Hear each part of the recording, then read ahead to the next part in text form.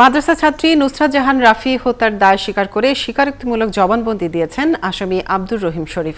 বুধবার দুপুর 2:30টা থেকে রাত 9:30 পর্যন্ত senior judicial magistrate Sharaf Uddin আহমেদের আদালতে জবানবন্দি রেকর্ড করা হয়।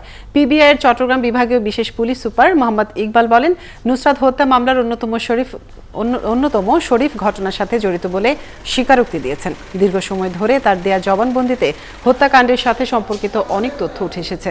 এর আগে নুসরাত হত্যার দায় স্বীকার করে জবানবন্দি দেন মামলার অন্যতম আসামি নূর উদ্দিন ও শাহাদাত হোসেন শামীম।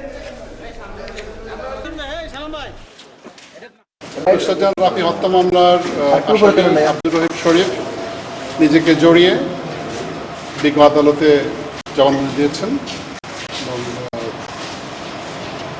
বিভিন্ন তথ্য দিয়েছেন।